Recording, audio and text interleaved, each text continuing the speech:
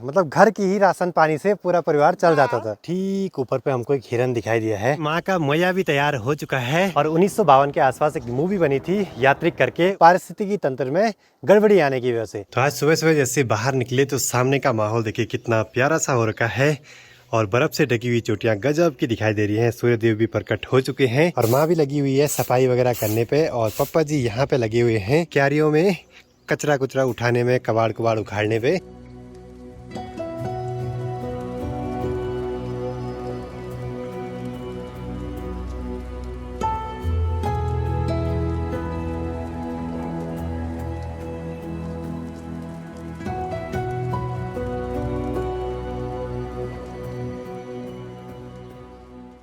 सबसे पहले आप सभी को मेरा प्यार भरा नमस्कार। मेरा नाम है आलोक राणा और स्वागत है आप सभी का देवभूमि उत्तराखंड के इन खूबसूरत पहाड़ों से। अभी सुबह के 8:30 हो रहे हैं और आज के दिन की शुरुआत भी हो चुकी है। बाकी आज पहाड़ों का मौसम बिल्कुल चेंज सा हो गया है और सामने की चोटियों पे बहुत सारी बर्फ पड़ी है पिछले दिनों पे, तो गजब का भी माहौल बना हुआ है। बाकी काफी हद तक अपनी तबीयत ठीक होने लगी है और आज मुझे बहुत दिनों के बाद जाना है ऊखीमठ। अभी का सीन कुछ ऐसा है, पापा जी की ड्यूटी है आज बंदर भगाने की, माँ और मुझे जाना है पुराने वाले घर तक। मनसुरा से ऊखीमठ मार्केट है लगभग 8 किलोमीटर की दूरी पे और मुझे जाना है ओमकारेश्वर मंदिर ऊखीमठ तक। और मैंने सिर्फ स्वेट शर्ट पहनी है, मुझे ठंडा हो रहा है। अब आगे बढ़ने से पहले थोड़ा सा यहाँ पे रुक के सामने के जो दृश्य हैं उनको निहारते हैं बड़ी गौर से। अभी तो बादल लग चुके हैं ऊपर चोटियों पे, लेकिन माहौल जो है बड़ा गजब सा है यहाँ से। तो यहाँ पे ठीक नीचे पे है ओमकारेश्वर मंदिर, सामने गुप्त काशी और यहाँ ये केदारनाथ धाम के पीछे का पहाड़ और ये केदारनाथ वैली आगे को ये यहाँ पे ब्राह्मण कोली गाँव है, यही पीछे पे है मंगोली गांव। आजकल ऊखीमठ मार्केट में भी थोड़ा बहुत चहल पहल कम है क्योंकि यहाँ से भी ज्यादातर लोग केदारनाथ धाम की ओर ही जाते हैं अपने रोजगार के लिए। इस रूट में भी काफी सारे यात्री लोग आजकल चलते हैं जो लोग केदारनाथ धाम से श्री बद्रीनाथ धाम की ओर जाते हैं और यहाँ से है मंदिर मार्ग वाला रास्ता और इस रूट में भी काफी सारे रहने खाने की व्यवस्थाएं मिल जाएंगी आसानी से।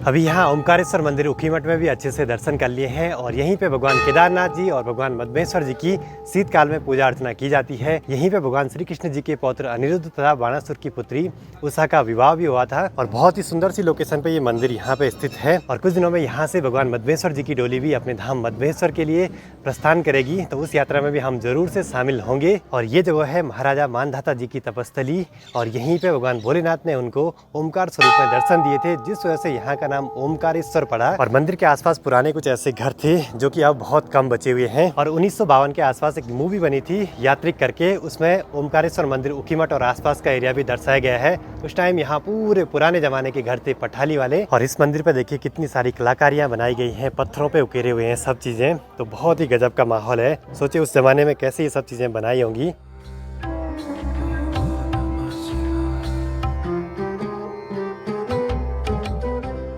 अभी यहाँ मंदिर परिसर में बहुत सारे श्रद्धालु आए हुए हैं क्योंकि चार धाम की जब यात्रा खुल जाती है तो यहाँ भी यात्रियों की भीड़ पड़ जाती है। चले जी, मंदिर में आके ना बिल्कुल मन शांत सा हो जाता है, बहुत बढ़िया लगता है यहाँ पे दर्शन करके। जय हो भगवान जी। अगर आप लोग भी इस रूट पे आए तो यहाँ पे दर्शन करने के लिए जरूर से आए।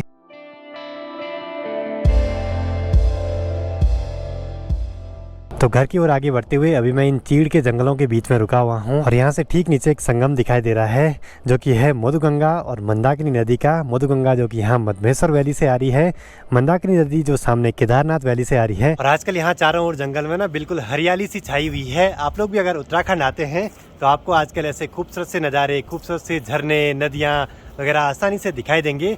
झरने मानसून में थोड़ा सा और बढ़ जाते हैं। आज बहुत दिनों के बाद ऊखीमठ मार्केट जाना हुआ तो बढ़िया लगा दर्शन करके भी और आसपास थोड़ा सा घूम के भी, नहीं तो घर में ही अजीब सा हो गया था माहौल।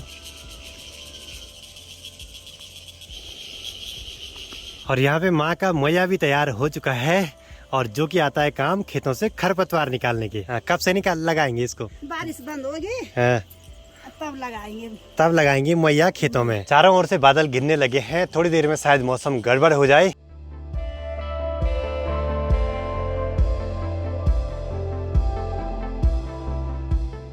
बाकी जो गांव की महिलाएं हैं ना, यहाँ परवाड़ी से गिरिया गांव तक उनको ये घास के भारे ले जाने हैं। और आंचल भी आ गई है मार्केट से घर। आंचल चप्पल हाथ में ला रही, क्या बात है? काट दिया इसने मेरे पैरों को।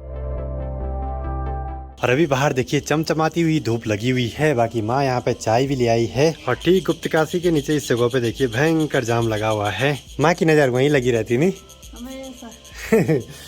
देखते रहते हैं कितने यात्री चल रहे, क्या चल रहे, और उसके हिसाब से ना ऊपर दीदी लोगों को कॉल करती रहती है कि आज यात्री बहुत लोग आ रहे हैं, मतलब कितनी यात्रा है, कितनी भीड़ है। और अभी यहाँ पे जौ की कुटाई चल रही है मस्त मजे से। वैसे इनको पैरों से मंडाई कर सकते हैं, लेकिन जौ पवित्र चीज है और इनको पूजा में भी काम में ले आते हैं, तो डंडे से ही कुटेंगे। और इस वाले घर पे ना आजकल ऐसे बरामदे पे बैठ नहीं सकते हैं क्योंकि धूप की भयंकर तेज लगती है।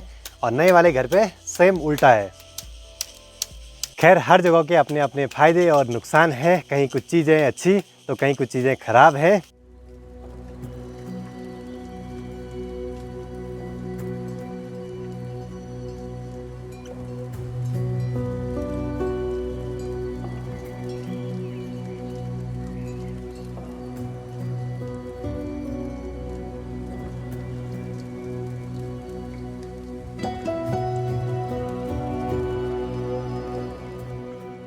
हमारे घर के आसपास के जितने भी खेत हैं ना, उनमें धीरे धीरे गेहूं की फसल पक के तैयार होने ही वाली है। माँ ने कुछ गेहूं की कटाई सुबह कर दी थी जो पक गए थे, तो हमारी सिरानी भी तैयार हो चुकी है। एक दो भारी होंगी छोटी छोटी, उनको ले आएंगे घर तक।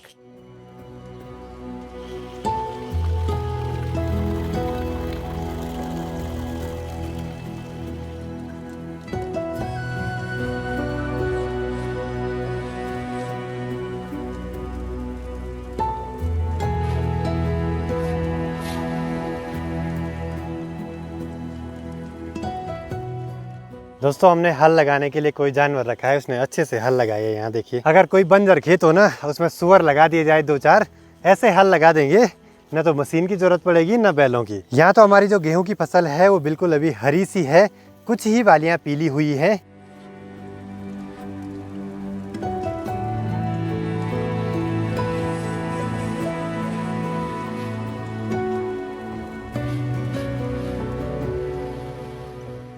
तो यहाँ इस वाले खेत में बीच बीच के गेहूं पक के तैयार हो गए थे और नीचे और ऊपर की साइड के नहीं पके थे, तो हमने रहने दिए हैं, कुछ टाइम में पक जाएंगे। और यहाँ पे छोटी सी भारी लग चुकी है गेहूं की। अब आज कपड़े ऐसे पहने हुए हैं कि अगर गेहूं की भारी लगे ना, तो सारे जो उनके कीस हैं वो कपड़ों पे चिपक जाएंगे अच्छे से। अब यहाँ रास्ते पे हमने बाढ़ देखिए कैसे करी हुई है। एक पुरानी कमीज है, उसका एक बाजू वहाँ और एक बाजू यहाँ। ऐसा कौन जानवर नहीं जाएगा यार इसके अंदर। अभी ये तो शुरुआत है सिर्फ गेहूं की कटाई की। इसके बाद लगभग 1 महीने का जो टाइम पीरियड रहता है ना, गांव में हर कोई लगा रहता है गेहूं की कटाई कुटाई वगैरह में। और गांव में ज़्यादातर हाथों से ही ये सब काम करते हैं, मशीन का यूज़ नहीं करते हैं। अब तो हमारे बहुत कम गेहूं होते हैं, लेकिन पहले कितने होते थे? पहले 8-9 कट्टा। 8-9 कट्टे, पूरा साल भर होता। मतलब घर के ही गेहूं पूरे साल भर चल जाते थे। जब तुम छोटा सा था। और सट्टी भी कम है, मतलब बाजार से बहुत कम ले आते थे। मतलब घर की ही राशन पानी से पूरा परिवार चल जाता था। दालें भी खूब होती थी। लेकिन वर्तमान समय की स्थिति ऐसी है कि जंगली जानवर ज़्यादा नुकसान कर देते हैं। और इसकी एक वजह मैं मानता हूँ पारिस्थितिकी तंत्र में गड़बड़ी आने की वजह से। पहले बोला सुअर बहुत कम हुआ करते थे, क्योंकि तेंदुआ बाघ ये सब ना सुअर को मार देते थे, तो सुअरों की संख्या मेंटेन रहती थी। अब बाघ कम हो गए हैं, सुअर बढ़ गए हैं, जो कि हमारे खेतों में नुकसान कर रहे हैं। और गेहूं को रखा है सीधे बरामदे में। हो सकता है अगर हम ऊपर छत में रखें इनको, तो वहाँ पे सुअर भी नुकसान कर सकता है। माँ के पहले के भारे कितने रहते थे? इस भारे के 4 गुना बड़ा भारा। खैर समय समय की बात है। शाम के 6 बज चुके हैं और थोड़ी देर में सनसेट भी हो जाएगा। आजकल देखिए धूप कितनी देर तक रह रही है, और आजकल धूप काफी इधर आ गई है, मतलब कि दिन काफी बड़े हो गए हैं। पापा जी तो काफी पहले आज निकल चुके थे नए वाले घर पे, क्योंकि आज थी हमारी बंदरौली बारी, बंदर भगाने की बारी। अब यहाँ घर पे हम गेहूं ले आए हैं, तो अब जो भी खाना पीना है ना, उसको देख के खाना पड़ता है। कहीं उसमें कीस चले गए ना गेहूं के, तो बड़ी दिक्कत हो जाती है, गले में फंस जाता है ढंग से। तो जैसे हम आगे को बढ़ रहे थे, ठीक ऊपर पे हमको एक हिरन दिखाई दिया है। यहाँ पहाड़ी पे जा रहा है आराम से।